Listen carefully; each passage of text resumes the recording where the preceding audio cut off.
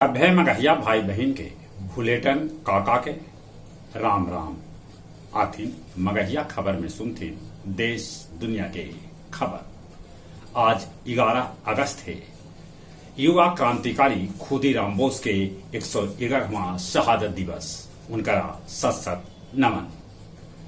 अविश्वास प्रस्ताव आखिरकार गिर गेल।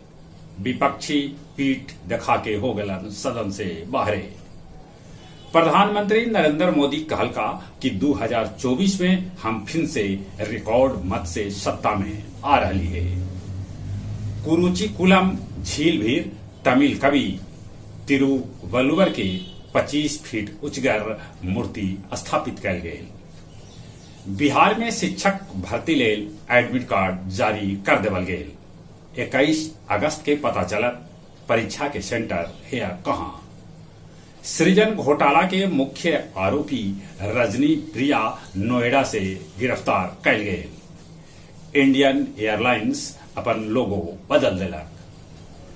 देश देशांतर मगहिया दलान अपन 125वां ऑनलाइन कार्यक्रम में काव्य गोष्ठी के आयोजन कैल, जेकर अध्यक्षता मिथिलेश जी और संचालन कृष्ण कुमार भट्टा कैल का। मणिपुर के 40 गो विधायक मणिपुर से सेना हटावे के कैलन है मांग। नक्सली नेता प्रमोद मिश्रा उर्फ मदन जी उर्फ सोहंदा के गया से कैल गए गिरफ्तार। उत्तर प्रदेश में बीजेपी नेता के सरेआम गोली से भून देवल गए। दुनिया के सबला अमीर महिला हाथ फ्रांस के फ्रांसिकवा वेटन कोर्ट। हवाई के जंगल में लगल आग, अबले 56 आदमी के है मौत के खबर।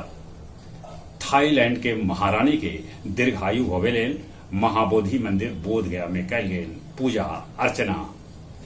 चीन ताइवान के तरफ भेजल 9 सेना के जहाज। इक्वाडोर में राष्ट्रपति उम्मीदवार फर्नांडो बिलास विसेलिया की गोली मार के कर देवल गेल हत्या।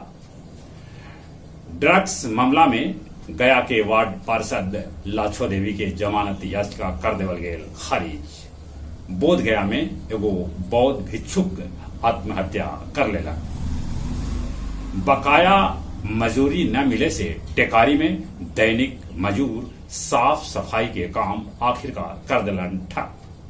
पुरुषोत्तम एक्सप्रेस से 28 बोतल पुलिस बरामद कैल दारू। अब कुछ खेल के समाचार। एशियाई चैंपियन ट्रॉफी में भारत जापान के हरा के फाइनल में जगह बना लेलक। फीफा महिला विश्व कप के क्वार्टर फाइनल आज से शुरू हो रहा है। स्वीडन जापान से, स्पेन नीदरलैंड से, फ्रांस ऑस्ट्रेलिया से तो इंग्लैंड के कोलंबिया से होए मुकाबला। डूरंट कप में चेन्नई हैदराबाद के हरा दिलक। चली एक बार फिर से अपने सभे के भुलेटन काका के राम राम।